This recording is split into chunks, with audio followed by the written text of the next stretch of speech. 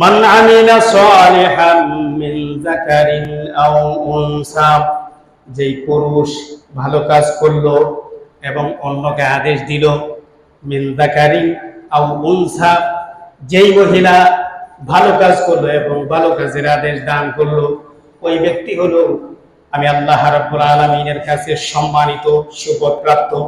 তাকে পৃথিবীতে সম্মান দেওয়া হয়, কিয়ামতের ময়দানে আল্লাহ রাব্বুল আলামিনের সর্বোচ্চ মাকামে সমাসীন করা হয়। সুবহানাল্লাহ। ওয়া মান আহসানু কাওলান মিম্মান দাআ ইলাল্লাহি ওয়া আমিলা সালিহান ওয়া ক্বালা ইন্নানি মিনাল মুসলিমিন। সুবহানাল্লাহ।